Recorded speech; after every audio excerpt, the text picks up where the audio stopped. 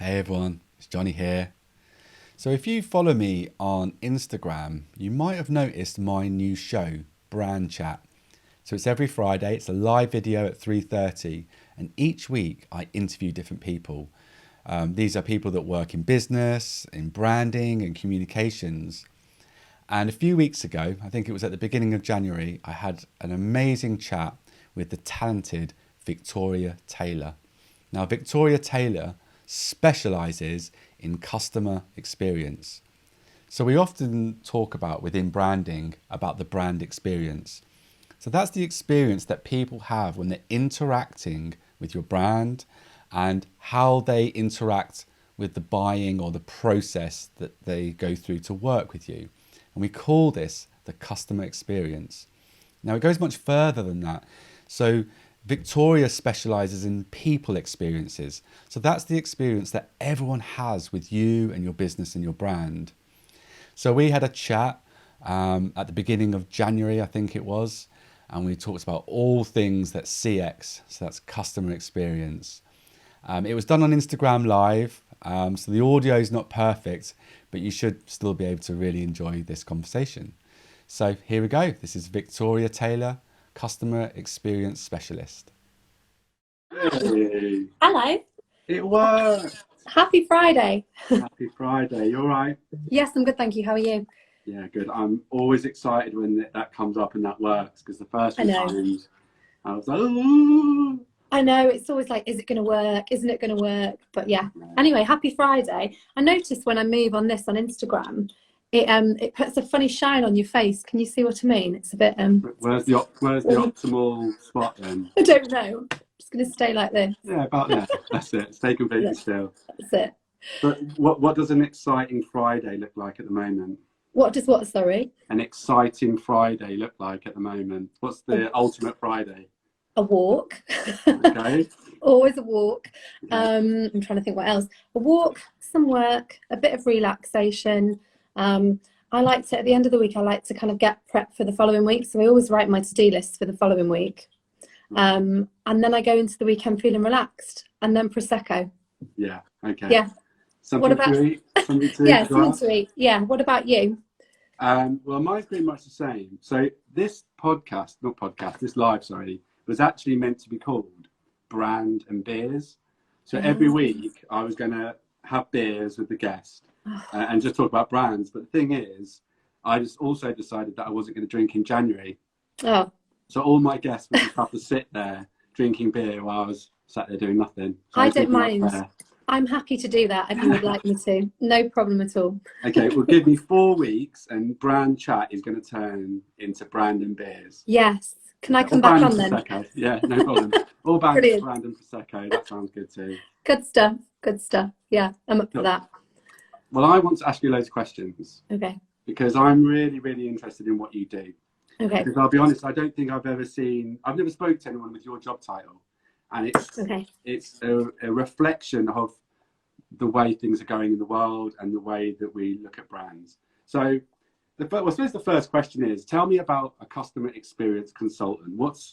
What is a day-to-day? What does it consist of? Yeah, do you know what? I think it's actually evolved. So customer experience has always been around. It's something that typically you hear in large corporate organizations, and you often hear the customer experience department or customer experience this, customer experience that. But I think it's become so, it's just in everything that you do. And I think it's really evolved, whereas, there are lots of customer experience consultants. It's not just me, I promise you that. But it's somebody that gets involved with everything, really. It underlines everything. It can be brand culture. It's the experiences that a brand creates. It's employee experience. It's the experience people have digitally, the experience people have physically when they're able to. So yeah, we get involved in all of that, really. So it's quite holistic. Yeah. Obviously, I study a lot about brand and talk about brand. And for me, it feels like brand is the thing that gets a customer or gets a buyer, at least, through the door. It's experience that turns them into a customer, because they only become a customer when they come back and buy again. So and we don't really always talk about the experience. You buy something and you leave, or you have a service and you take it and you have that service. But the experience is the thing that keeps people coming back, buying it again and again. So run me through kind of some of the main things that you'll do to a business when you first see them. So, you know, they come and approach you and we want to do this. What do you look for first? It's always the pre-experience. So that's where everything starts. You know, I think I'd say probably a problem where a lot of people go wrong is they focus on just customer experience rather than people experience, because it starts way before someone is a customer. You know, like right here, right now, I am talking to you. I may potentially be your customer one day, but right now I'm a person to you. And I'm not a customer to you, I'm a person to you, but maybe one day I will be. So focusing on people experience is so important. And that's probably the first thing that everybody should be doing, because in order to generate customers, we have to focus on that pre-experience that they have with us rather than just the experience when they're a customer. So I think if we can treat every person really, really well, that's the key really, is, you know, looking at that pre-experience first and foremost. Yeah, brilliant. Okay, cool. You can see that you're quite excited about what you do. I can see it in your eyes. You really, really enjoy it. What do you love most about the job? People. Like people underline everything, and I think, do you know, that stems back to so many different experiences that I've had in my own life. And I often tell a story of like when I was a kid, and there was this teacher that I had, and she was just amazing, and she was this one teacher that really made me feel like I mattered. And honestly, I was one of those kids, Johnny, where I was just not a conformist. Like I was one of those kids that went against the grain. I didn't do what the rest of the children were doing in school, but she was the one that encouraged me to be me when all the others were going, can't you just do the same as this person? I was a bit of a pain, really. And then one Christmas we were in a concert in the church, and sadly she collapsed at the piano and she passed away.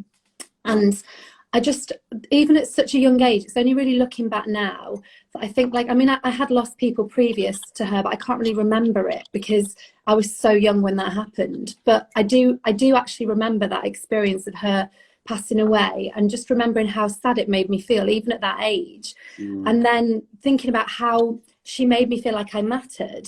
And I think now, like, if she had a business 3 decades after her passing, I would be buying from her today because of how she made me feel. So whenever I go into a business, I want to make every business like a Miss Evans business, because she made me feel like I mattered. So it's all about people. Everything's about people. And we have to make people feel like they matter. Yeah. I was chatting this morning, I was doing Correct Mornings with our good friend Tim. And we were talking about experiences and things that happen within your working life that you remember. We make these promises in life that we don't want to be treated a certain way, or we want to treat people a certain way. And I think, without going into the C word, because I don't think we want to talk about it, it's Friday night, I'm having a laugh. But I am seeing that people's working life is changing, and we're working in these different situations, and it's totally, everyone's navigating through this in their own little way. So with your clients now and the business that you work with, are they finding it easier? Are they finding it harder? How are people kind of maintaining? We'll talk about culture for the time being. We'll talk about people working within the organisation. So, how are you navigating with your clients, and how are you advising them? Where are you taking them on this journey? Do you know, I think employee experience is so important now. It's more important than it ever has been, because we are working remotely. You know, I have one particular client who has a virtual bar every week. So they have their company bar where the employees come to at the end of a day, and they sit and they'll have a beer at the end of a week. And it's keeping that morale up, I think, when, you know, it's not the same environment. But that said, I think it is definitely fostering better relationships, because I think people are more intentional when they show up like this. You know, when you're in the office every day, it can almost get a bit samey. I think this became quite a novelty last year when it all started on Zoom, and now I think people really look forward to having those experiences with their bosses, where they can just sit around a virtual table and have a beer. They do all kinds of different things as well. You know, they send things out through the post where they can open them together on Zoom calls, and just bring in that physical element into the digital, so they're able to share something together, you know, share an experience together. So I really think that employee experience right now is so important, and for those companies that aren't focusing on that, I think it shows through to everything they do. You know, we only have to look at, you know, without mentioning names of bad examples, because I'm really conscious that I don't want to do that. But, you know, we have seen some terrible examples of how companies have treated their employees through the pandemic. But we've also seen some really, really good examples as well. You know, I look at Timpson's, James Timpson. He's one person that I will sing from the rooftops. You know, it's a cobbler's. It's a cobbler's. They do keys. It's not a particularly sexy business, but he treats his staff so incredibly well. They were all paid fully throughout the whole, you know, the whole process. He took care of them. And I remember watching a video of all the employees at Christmas thanking James for keeping them on, and the kids saying, thank you, James, thank you, James. And I just thought, this is amazing, because like, he really took care of his staff. And then what they do is they take care of the business. So I think employees have to be your focus now. And I think, you know, cultivating a good experience for them. And you can do that so easily. You just have to be a little bit creative and, you know, let's get around for a beer. Let's do that online. Let's send stuff through the post so we can all join and do activities. Let's do an escape room together, because that's what makes people feel good, you know?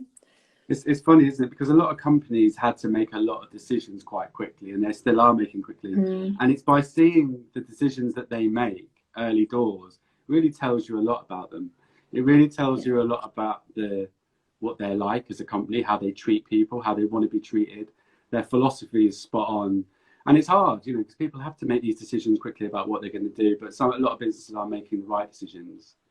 That's cool. Okay, brilliant. So we're looking at culture within an organisation, keeping people's morale up and keeping that going. And then there's obviously the customer experience. So some of us now, you know, can't sell, whether we have a shop or we have a pub or entertainment. So we have to try and keep that customer experience going online or through other ways. What other ways are people looking at now and trying to keep the customer relationship going and keeping people caring for each other and connected? Do you know, I think it's so interesting, because I think it's made us return a bit more to simplicity as well. So where we'll pick up the phone and actually talk to somebody. I mean, I know I am that kind of person anyway, you know, I'll pick up the phone and have a good natter with anybody. And I've always done that with my customers. But voice notes, you know, what I call them voice bubbles, WhatsApp voice bubbles. I think that does keep that relationship open and more open, you know. And very often we talk about, you know, content creation and how we connect with people digitally and the content we're putting out there, but actually, you know, we really need to be checking in with our customers more than ever, really, and making sure that we phone them. You know, I phone my customers just to say, hey, how are you, how was your week, how are the kids, how's this, you know, because that's important. People want to know that they matter to you, because when they matter to you, you will matter to them. And I honestly firmly believe that going to that level and keeping those relationships deep and strong is what has kept my business going through the pandemic. I don't think it's rocket science. I think you know, very often we think there's a magic bullet, but there isn't a magic bullet. I think we just have to be really good with people, and it's, you know, it's built in us all. We're all human beings, you know. I'm seeing lots of people coming in here that I know. I can see some cool customer experience people. Josh, Lucy, nice. So it's interesting that you, obviously with the customer experience, you're talking about conversations. Conversations seem so important now, and at a time when we're disconnected, we're going back to old ways of connecting, ringing people up, speak to them on the phone. But yeah, so like, what can businesses be doing now in terms of ringing up customers, current customers? What should they be saying? Calling them up to ask them how they are. You know, I think you don't really need a script, just be human, because we are, you know, we're all going through a different pandemic, essentially. Yes, we're all going through the same pandemic, but essentially we're all going through it differently, aren't we? And I think just phoning up somebody to say, hey, how are you doing? It's so simple, but what else can you do? You can't really script how a conversation is going to go. So the best thing to do is open with a question. You know, I had a brand reach out to me on social media, a brand that I wasn't a customer of. I followed them on Instagram. They sent me a message just saying, hey, Victoria, we just wanted to reach out to you to say, we know that times are tough right now. Our inbox is open if you need anything. I was like, great. Whoever's dealing with their customer experience has got it nailed. And I think those that are really escalating themselves, it doesn't take a lot, you know. Those that are really putting their time into being proactive, it really shows the difference with those that aren't. And I actually think the divide is becoming more and more apparent, because there are people that are doing it exceptionally well because they've had to, and then those that just aren't. And it really is a divide between those doing it well and those that aren't, you know. I agree. I was saying that the other day, that, you know, you either embrace this and jump into it and run with it, or, which is an option that some people are doing, is just hang on for dear life and see what happens. And we'll just wait till we get the other side of something, which we don't even know what that is. Who knows? But you do have to just jump into it and embrace it. And completely. Authenticity comes out now, because you can't be anything but authentic. Because when you're pushed against it and you're out there and you're having real conversations with real people, navigating through this time, you really get to see, I want to say the cut of your jib, but you get to see what someone's layers are like, and what they're, and it's all open into the flesh, isn't it?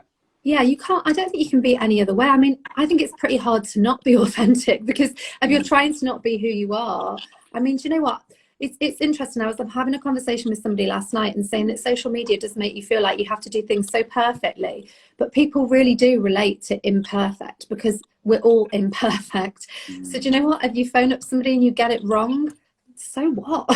You know, you can't ever go wrong with asking how someone is. What's Chloe saying here? She's saying opening up that conversation. Exactly. Now I ask a couple of times how my clients are emphasizing, how are you doing mentally? Yeah. And I don't think that's a bad place to go. You know, we're all encouraging conversations around mental health, and you know, we see a lot of that on social media anyway, don't we? You know, I actually had a client phone me up the other day, and it was just, you know, it was around business, but he said to me, God, I'm really struggling this week. And I was like, you know what, I am too. And I think it's interesting that people are being more open, and I think it's great. I think it's great that it's allowing us to be human, because we're all stripped back in this same scenario where all we can do is relate to one another. When people ask now, how are you? I think they really mean it. I and agree. that was such a fleeting comment, wasn't it? How are you? Yeah, I'm all right, I'm good. But now when you say, how are you? And you're like, oh God. I know. Pass the Prosecco. It really, you know, and every meeting and every chat now talks with, like, you know, tell me about all the crazy stuff that's going on with you. And you're like, oh, you just go into it. And it's like a common ground, isn't it? Everyone's got a common ground that we can talk about, which is helpful in a lot of ways. It's so helpful. A lot of empathy towards everyone's feelings and stuff. I think it's probably, you know, I try and see a positive spin on everything. And I know that this has been such a challenging 12 months, but I also think in a way, maybe it needed to happen, because I think the world had got so crazy busy, and it had, everything was going a gazillion miles an hour. And I think we all had become like, we're all talking to each other digitally, but none of us are really talking to each other in real life like we used to properly. And it got so busy that I know myself, I was flitting all over the place. I was getting on one plane to another and one train to another, and we just weren't talking as we should be as humans. So I almost wonder if it's, I don't know, giving us a bit of a reset, really. And it's interesting. It's interesting to see where we go from here. And I'm excited about it. Yeah, me too. I really do hope that we continue to do certain things and keep certain things. I feel like the longer you do something, the more it becomes a routine, and when it becomes a routine, you find that it will be part of your life. So there's definitely things I'm doing now in my life that I think it will continue to do as long as I can, really. I was saying this morning, the main two things is reading, is what I'm reading so much more now, and I've probably read more this year than I have. I've read more this year than I have in my whole life, I would say. I think audiobooks and hardbacks, I'm close to, in a year, I don't know, 30 or 40 books. And that's that's a lot for me. Yeah, that's a lot. I reckon I've done the same on Netflix series. Yes. Documentaries are amazing on there. I've learned so much. The Alexander McQueen documentaries on there, it's an amazing piece of work. Chloe's saying here, actually, The Midnight Library, amazing book. That's actually a book by Matt Haig. And Matt Haig's got some amazing books. He also does another one called Notes on a Nervous Planet, which is really interesting. Like, he's an incredible guy, you know, a real campaigner around mental health. But yeah, I've been the same. I perhaps haven't read as many as you have, but I've really enjoyed sinking into audiobooks as well. Like, I've enjoyed James Clear, Atomic Habits. That's been a great one, actually, this year, to kind of get into that, yes, it does get you into a good mindset. So that book was almost written for a pandemic. Yes, it was. So it's more relevant now than it was when he wrote it. Yeah, I think it is, isn't it? And I actually hadn't listened to it or read it until this year, and I think it was just like exactly the right place and the right time. And because I'm a person that thrives in chaos, really, you know, being creative and that experiential brain, you kind of do thrive in chaos. But I have actually found a lot of I think a lot of comfort in routine and creating habits that help, you know, waking up and going, right, I am going to have some exercise, and I am going to do this, and I am going to do that. And it's definitely helped, because it's very easy when the world's chaotic to spiral off into chaos. But I think if you can ground yourself a bit, then yeah. Okay, good. Well, speaking of books, you've written a little ebook. This is probably a good time to talk about it. I have, so yeah. Tell me how it started. When did you start writing it, and what's it about?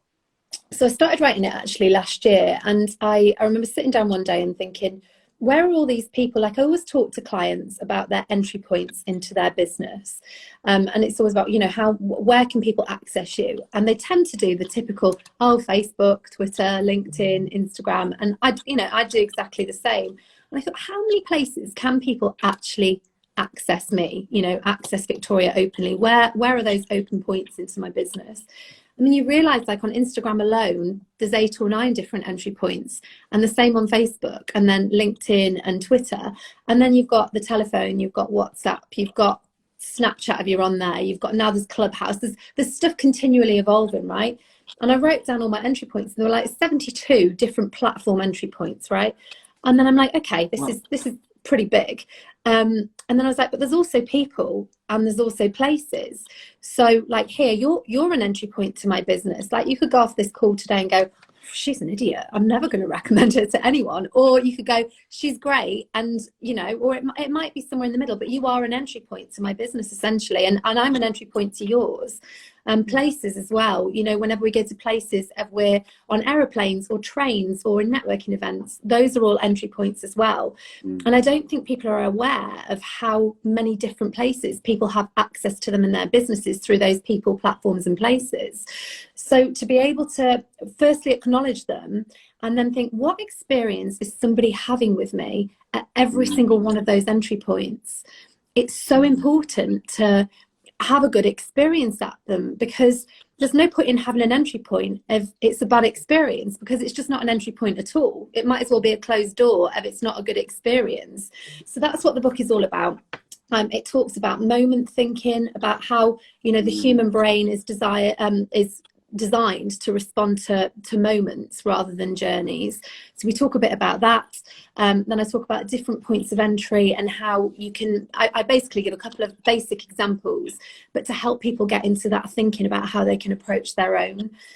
So yeah, that was it really. I started it last year. I wrote it with hotels in mind, actually, and then thought, no, I need to change this and adapt it so it's applicable to all businesses.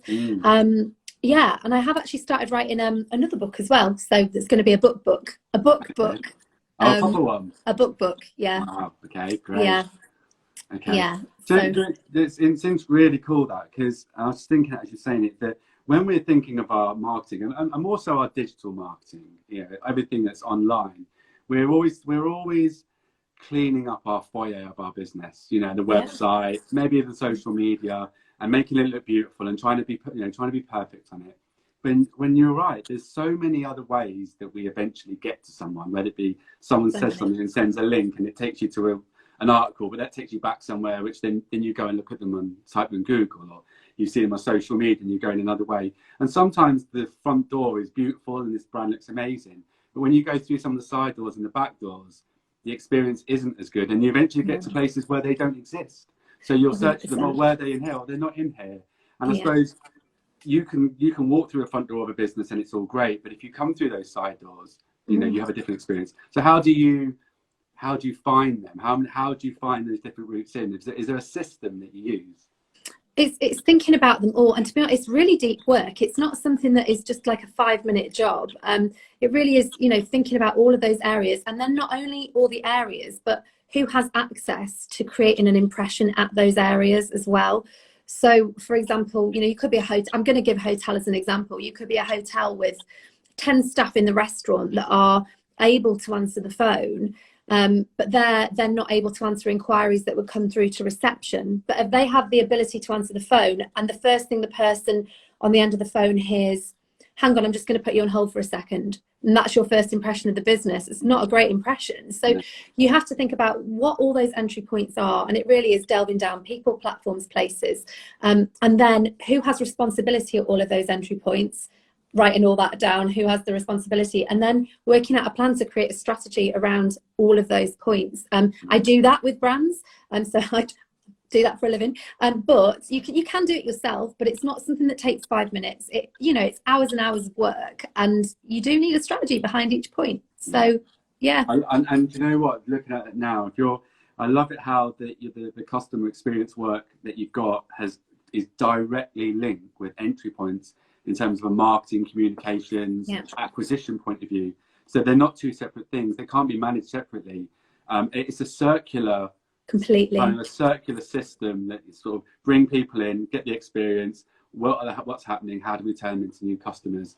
100%. So yeah, I think most people either really focus on the front end or the back end, and they're not thinking about both. Yeah, and it really does sort of blur together. I say to everybody, all of us, first and foremost, are in the customer experience business. Secondary comes what we do, because without people, we have no business. So if we don't have people in our business, we don't have a business at all. So customer experience has to be the first thing, whether you're somebody that deals with marketing or you're somebody that sells pianos or sells shoes. Matter, customer experience has to be first and foremost, and it underlines everything that you do. Yeah. So we're seeing now in big companies, or not in big companies, any size company, more people taking an active role in experience? Because if it was the CEO, it'd be the chief experience officer. But this morning I said it could be the chief energy officer rather than the chief exec. Someone who just deals with energy, whether it be people that work for you or your customer, because that's all part of the experience. When you have a great experience, there's obviously the user experience in terms of how steady it was and how easy it was, but there's also the feeling that you get where you're like, say it was like my friend Ben's joined. Hi Ben. Hi Ben. He teaches yoga, and that's all about experience. From the moment you walk into somewhere to do yoga, from the moment you walk out, it's all part of it. It's not just the thing itself. So it's the same in a lot of businesses. I've been a corporate before in the past where I've always about new work, just trying to get new work. And once we've got the work, maybe we've not looked after those clients as well as we could have done because we're so focused on work, and vice versa. We've just focused on our clients, and the work becomes thin. We've got to then, it's a constant balancing act, isn't it? Well, it's a circular. I think it is. It's a continuous balancing act, and I think what you're saying there is not uncommon. I think as the world has got quicker, we've always been in that kind of, we're in that digital world where you have to be one step ahead. So you're thinking, where's the next customer coming from? Where's the next customer coming from? Rather than, what can I do for the customers I've got? Because they're so important. My customers are my biggest source of referral. And I just think if I treat them well, then they're going to serve me well. So we should never forget the customers that we've got. And it's interesting. It is a challenge in organisations. There are some businesses that are very customer experience focused, and then others that really take some convincing, because what's the immediate ROI of spending time on people experience? It's not something that you can easily quantify in a boardroom. However, for those that are on board with it and those that are willing to invest time in people experience, you see that that filters through their entire organization. It's not just the job of one person. It's got to be embodied throughout your whole culture. So it's a big job, but it's a job worth doing. And I suppose having someone like you that businesses can work with to look at that from a different lens, from the outside in. You haven't had the bureaucracy, you've not had the red tape, you've not had the people, the bitchiness or things that can happen. You can look at it and go, right, and I suppose being a bit of a I want to say the word spy, but when you're a mystery shopper. I bet you do a lot of mystery shopping, don't you? It's interesting, going in and like looking at what people do and then feeding back. Yeah, feeding back, because we all do it effectively. When we talk to anybody about our own businesses, we have our own brand hat on, don't we?